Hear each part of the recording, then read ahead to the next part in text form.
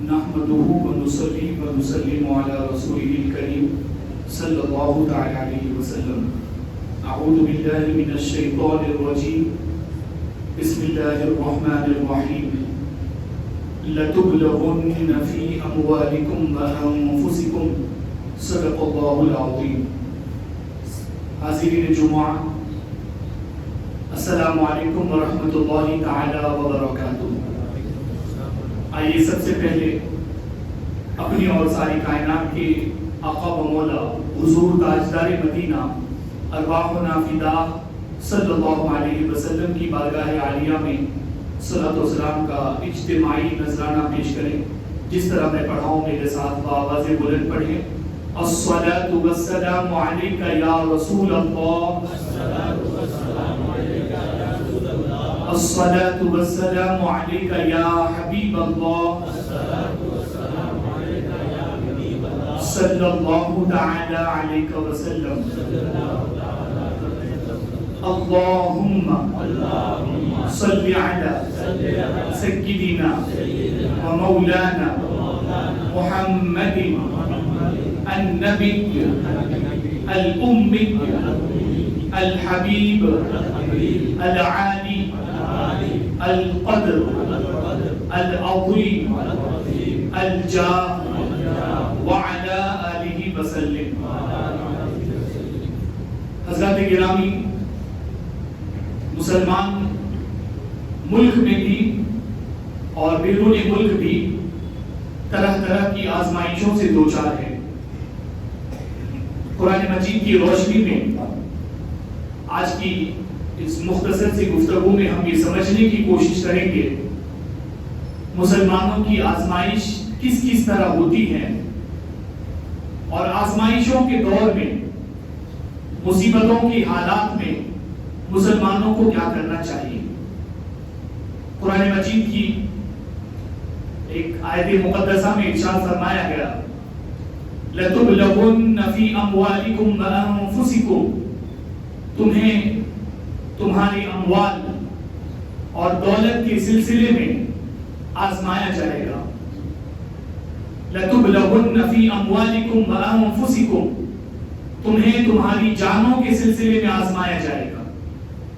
تمہاری جانیں تلف ہوں گی، تمہارے مال ضائع ہوں گے، تمہارے مالوں کی تباہی ہوگی، جانی نقصان بھی ہوگا، مالی نقصان بھی ہوگا. وَلَتَسْمَعُنَّ مِنَ الَّذِينَ أُوتُوا الْكِتَابَ مِن قَبْلِكُمْ، اور جن لوگوں کو تم سے بیشتر کتابیں دی گئیں ان لوگوں سے بھی تم سنتے رہو گے. وَمِنَ الَّذِينَ أَشْرَكُوا أَذًى كَثِيرًا، اور مشرکین سے بھی اذیت ناک باتیں تم سنتے رہو گے. اہل کتاب سے، مسلمانوں سے بیشتر وہ قومیں جو اپنے آپ کو یہودیت اور نصرانیت سے جوڑتی ہیں، قرآن مجید فرماتا ہے کہ تمہیں آزمائش کے طور پر اس مرحلے سے بھی گزرنا ہوگا کہ تمہیں بہت کچھ اہل کتاب کی طرف سے سننا ہوگا، تمہیں ذہنی تکلیفیں بھی دی جائیں گی، ایسے ایسے جملے کسے جائیں گے، ایسی ایسی باتیں بولی جائیں گی کہ تم برداشت نہیں کر سکو گے، ناقابل برداشت صورتحال سے تم دوچار ہوں گے. وَمِنَ الَّذِينَ أَشْرَكُوا أَذًى كَثِيرًا، اور فرمایا گیا وہ جو شرک کرتے ہیں، وہ جو اللہ کے علاوہ معبودان باطلہ کی پرستش کرتے ہیں، ان کی طرف سے بھی تمہیں خطرناک اذیتوں کا سامنا ہوگا. یہ آزمائشوں کے طرح طرح کی جو صورتیں مسلمانوں کو درپیش ہوں گی، اللہ رب العزت نے کلام مجید میں اس کی وضاحت فرمائی ہے. ذاتی طور پر پرسنلی انسان کس طرح کی آزمائشوں سے دنیا میں گزرے گا، مسلمان کو کس طرح کی آزمائشوں سے گزرنا ہوگا. ذاتی طور پر جانی نقصان بھی ہوگا، مالی خسارہ بھی ہوگا. کبھی خود کے اپنے اہل خانہ میں کسی قریب کا وصال ہوگا، کسی قریبی کی رحلت ہوگی، اپنے اعزہ میں سے، اپنے اقربا میں سے، اپنے بچوں میں سے، اپنے بڑوں میں سے، اپنے ہمسروں میں سے کسی نہ کسی کا انتقال ہوگا. موت کے صدمے کو برداشت کرنا ہوگا. اور کبھی موت کی یہی مصیبت اور جان کا یہی نقصان تمہاری اپنی ذات پر بھی ہوگا، یہ بھی تمہاری آزمائش ہوگی۔ تو آزمائش ذاتی طور پر دو طرح کی فرمائی گئی، جانی نقصان بھی ہوگا، مالی نقصان بھی ہوگا، اور پھر بحیثیت قوم، بحیثیت سوسائٹی، بحیثیت کمیونٹی آپ کو الگ طرح کی مشقتوں سے گزرنا ہوگا، طرح طرح کی مصیبتوں کا سامنا کرنا ہوگا۔ دور حاضر میں جب مسلمان اخبار پڑھتے ہیں، نیوز سے، میڈیا کے ذریعے، کرنٹ اور پرنٹ میڈیا کے ذریعے باتیں پہنچتی ہیں، جو لوگ اخبارات سے، نیوز سے اپنا تعلق بنائے رکھتے ہیں، ان کا دل پریشان ہوتا ہے، وہ کبیدہ خاطر ہوتے ہیں، رنجیدہ ہوتے ہیں، غمگین ہوتے ہیں کہ یہ ساری مصیبتیں ہمارے ساتھ ہی کیوں ہیں؟ یہ جو کچھ بکواسیں کی جاتی ہیں، جو کچھ دھمکیاں دی جاتی ہیں، اور جو کچھ ستایا جاتا ہے، اور جو طرح طرح کے جملے کسے جاتے ہیں، ہمیں کو لے کر کہے جاتے ہیں، ہماری قوم کو لے کر کہے جاتے ہیں، ہمارے مذہب کو لے کر بولے جاتے ہیں، آتنکواد، دہشت گردی سے ہمیں جوڑا جاتا ہے، ہمیں طرح طرح کے جہاد کے نام سے ہماری قوم کو ستایا جاتا ہے، اور لوگوں کو طرح طرح کے جو ہے حملے کر کے ذہنی ٹارچر اور طرح طرح کی آزمائشوں سے مسلمان قوم کو گزارا جاتا ہے۔ ذاتی سطح سے لے کر قومی سطح تک ہر طرح مصیبتوں کا سامنا ہوگا۔ یہ آج جو ہو رہا ہے یہ کوئی ایسی بات نہیں ہے کہ جو ہمارے لیے نہیں ہو، اللہ تعالیٰ نے مسلمانوں کو ہمیشہ سے اس حوالے سے آگاہ فرمایا ہے۔ آپ مسلمان ہیں، بحیثیت مسلمان آپ کو دنیا میں ان آزمائشوں سے گزرنا ہوگا۔ اللہ نے آپ کے لیے جو انعام آخرت میں رکھا ہے وہ بہت بڑا انعام ہے۔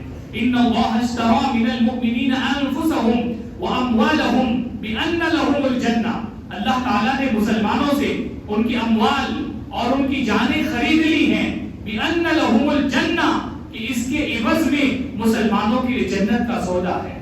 مسلمانوں سے سودا ہو چکا ہے، جان کا، مال کا۔ یہ جو ہماری جانیں ہیں، جو ہمیں عزیز ہیں، یہ ہماری نہیں ہیں، ہم بیچ چکے ہیں، ہمارا اللہ ہم سے خرید چکا ہے۔ اور فرمایا گیا اور اس کے عوض میں یہ جو مال، یہ دولت، یہ سرمایہ جس کے پیچھے صبح و شام ہم پریشان رہتے ہیں، مال بڑھتا ہے تو خوش ہوتے ہیں، گھٹتا ہے تو پریشان ہو جاتے ہیں، یہ مال ہمارا نہیں ہے۔ بحیثیت مسلمان ہمیں اس چیز کو اپنے ذہن و دل دماغ میں بٹھانا ہوگا، اور اس کے بغیر ہمارا اسلامی تصور مکمل نہیں ہو سکتا۔ حضرات گرامی، قرآن مجید میں آزمائشوں کی تمام صورتوں کو بیان کیا گیا ہے۔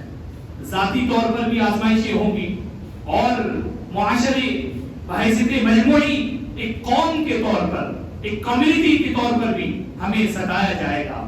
کچھ تکلیفیں قدرتی ہوں گی، اور کچھ مصیبتیں اور آفتیں انسانی ہوں گی۔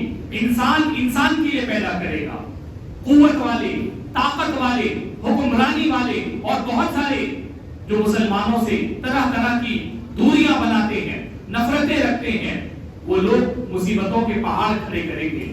اور ان دونوں حالات میں تکلیفیں پرسنل ہوں تو کیا کریں، اور تکلیفیں، مصیبتیں اجتماعی ہوں، پورے معاشرے کو سامنا ہو، پوری قوم مصائب کا سامنا کرے، تب کیا کرے۔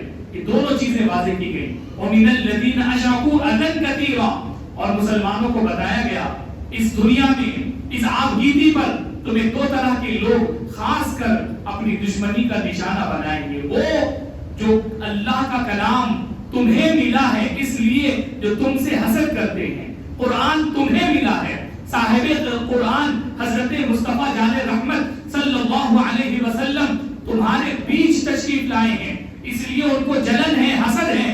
ایک وہ قوم تم سے تکلیف میں رہے گی، انہیں تم سے اذیت کا سامنا ہوگا، تمہیں ان سے اذیت کا سامنا ہوگا، وہ تمہیں ستائیں گے۔ اور دوسرے وہ جو شرک کرتے ہیں، وہ جو اللہ کی پرستش نہیں کرتے ہیں، اللہ کو چھوڑ کر معبودان باطلہ کی پرستش کرتے ہیں، وہ بھی تمہیں ستائیں گے۔ اور فرمایا اذًى كثيرا، بہت ستائیں گے۔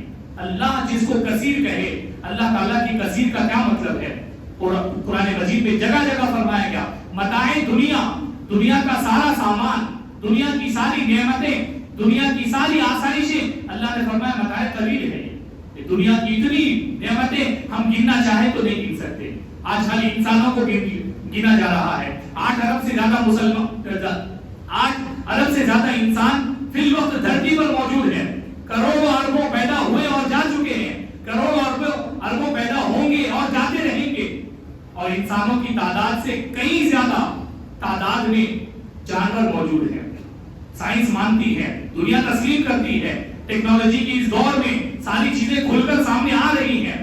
حضرات گرامی، انسانوں کی تعداد تو 8 ارب ہے اور جانوروں کی تعداد 80 ارب سے زیادہ، پرندوں کی تعداد 800 ارب سے زیادہ، پرندوں چرند 800 ارب سے زیادہ. اور پھر اگر آپ پودوں، درختوں، ان تمام چیزوں کا جائزہ لیں تو ان کی تعداد بے شمار ہے، انسان کے شمار سے باہر ہے. اللہ تبارک و تعالیٰ نے، آپ اندازہ لگائیں، اس تمام حقیقت کے باوجود اس دنیا کو قلیل فرمایا ہے. یہ تھوڑی سی دنیا ہے. 8 ارب لوگ تھوڑے سے ہیں، 80 ارب جانور تھوڑے سے ہیں، 800 ارب پرند تھوڑے سے ہیں.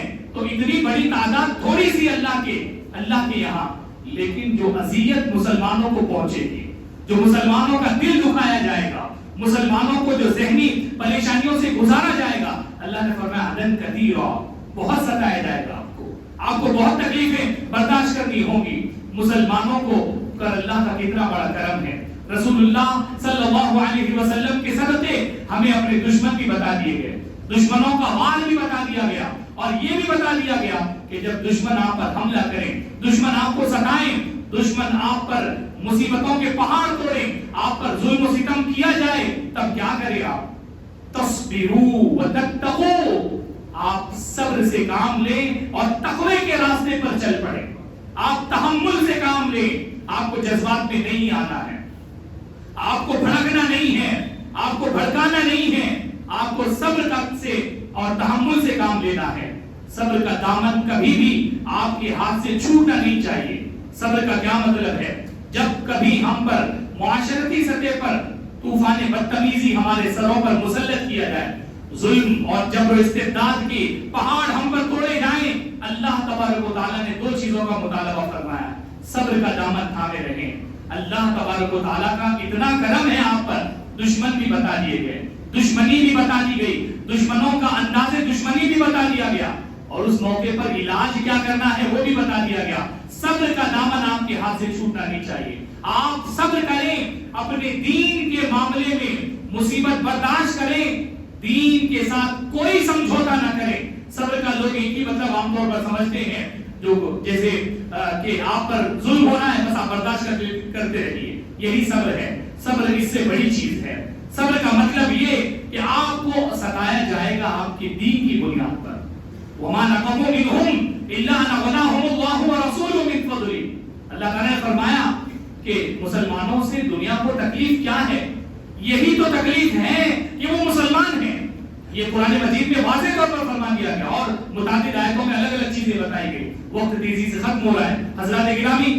تو قرآن مجید کی اگر آیتوں کو ہم یکجا کر کے اپنے حالات کا جائزہ لیں، اللہ تعالیٰ نے ہمیں کسی بھی حالت میں ہمیں تنہا نہیں چھوڑا ہے، اور نہ ہی کیا کرنا ہے اس حوالے سے کوئی رہنمائی چھوڑی گئی ہے. ہر دور کے حالات کے حساب سے ہمیں متنبہ کیا گیا ہے. ہمارا آج کے دور کا اولین فریضہ ہے صبر کریں. اور صبر کا مطلب میں پھر اس کو دہراؤں گا، صبر کا مطلب یہ کہ دین کی بنیاد پر جب آپ کو ستایا جا رہا ہو، آپ کی اولین ذمہ داری ہے آپ دین پر مضبوطی سے قائم رہیں اور دین کے معاملے میں سمجھوتے نہ کریں.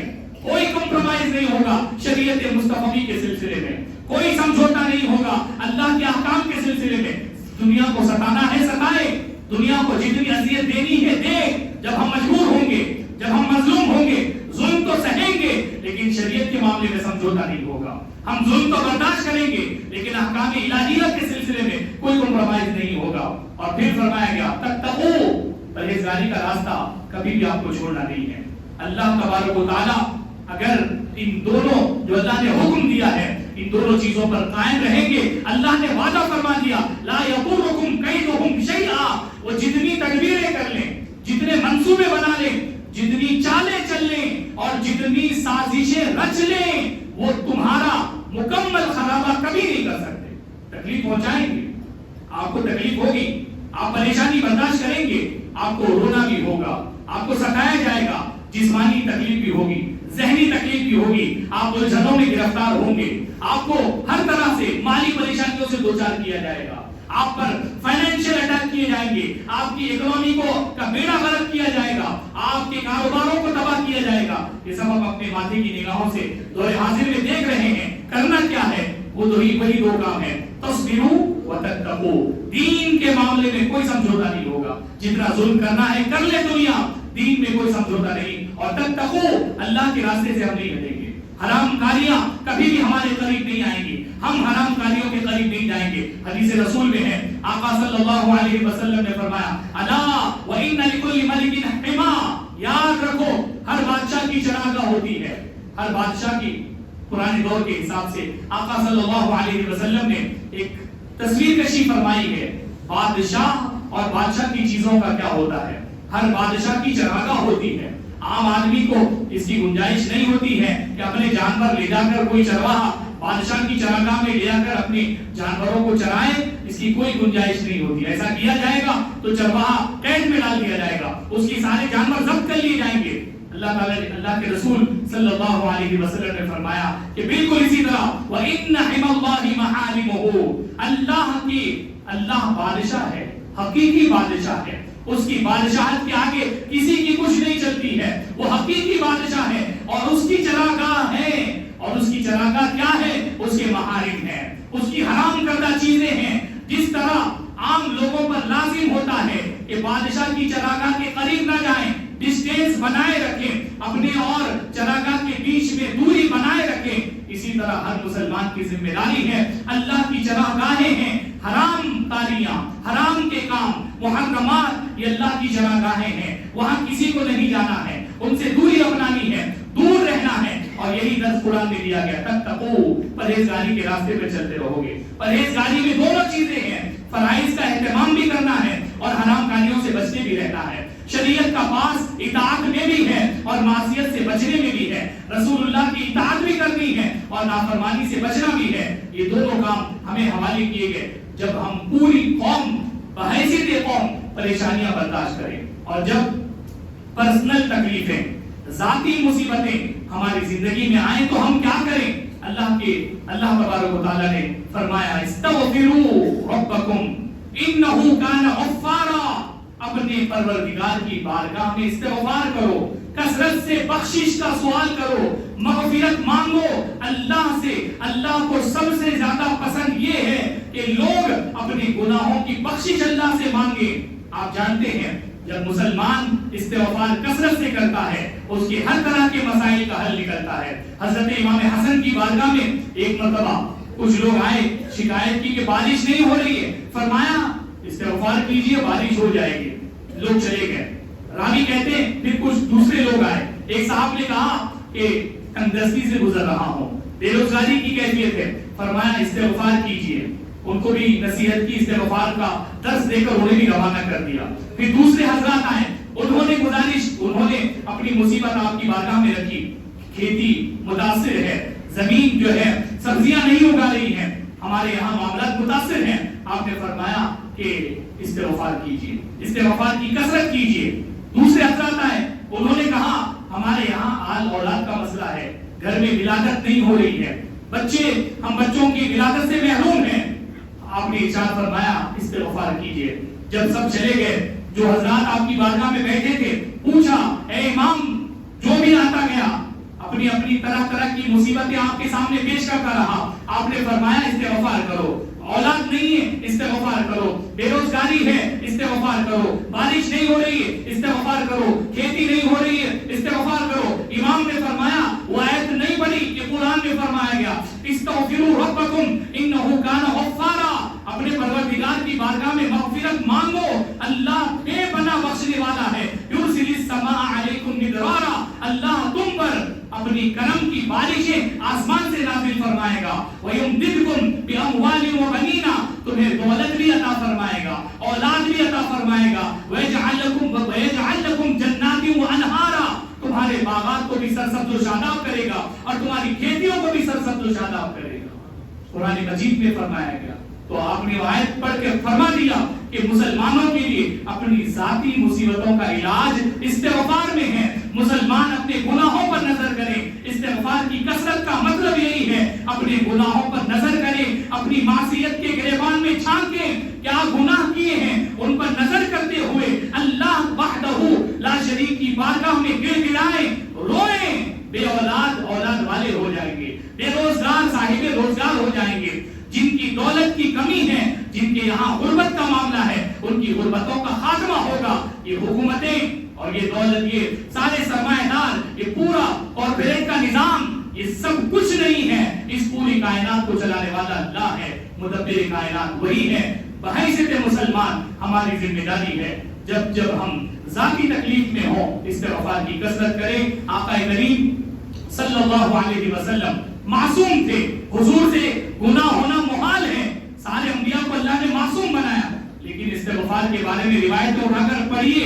एक एक रिवायतों में है कि आका सल्लल्लाहु अलैहि वसल्लम एक एक दिन में 70 मरतबा इस्तिग़फ़ार फरमाया करते थे। 70 मरतबा अल्लाह से बख्शिश का सवाल फरमाते थे। हमारी आपकी जिम्मेदारी है, मुसीबतों से घबराए नहीं, हालात से परेशान ना हो। मायूसी तो हमारे मजहब में हराम और कुफ्र है, हम कभी मायूस नहीं हो सकते।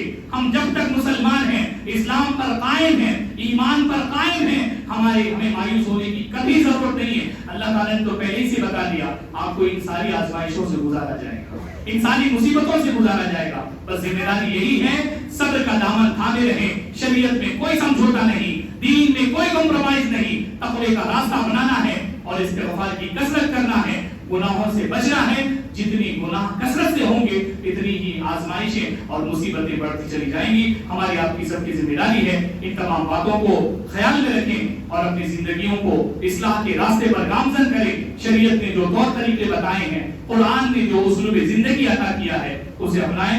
अस्सलामु अलैकुम व रहमतुल्लाहि व बरकातुहू।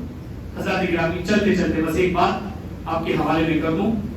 अल्हम्दुलिल्लाह सुम्मा अल्हम्दुलिल्लाह, अल्लाह अज़्ज़ व जल्ल का बेपनाह करम और उसके हबीब सल्लल्लाहु अलैहि वसल्लम का सदका है। रमजान शरीफ से मुसलसल आपके सामने मदरसे की खरीदारी के हवाले से एक बात जो है रखी जा रही थी, आपसे ताउन की गुजारिश की जा रही थी। अल्लाह ताला तमाम ताउन करने वालों को जज़ाए खैर अता फरमाए। दो चंद माह पहले रमजान शरीफ के फौरन बाद शव्वाल में 10 लाख रुपए की पेमेंट माजी में की जा चुकी थी शव्वाल में, और अभी अल्हम्दुलिल्लाह इसी हफ्ते 12.5 लाख रुपए मजीद अदा कर दिए गए हैं।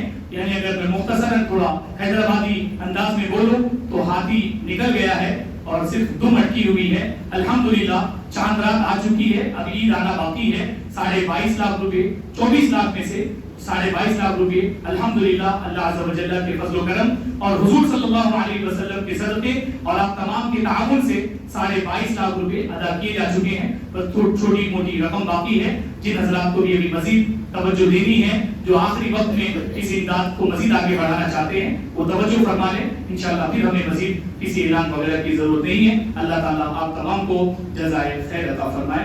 अस्सलामु अलैकुम व रहमतुल्लाहि व बरकातहू। जो हज़रात सुन्नत नहीं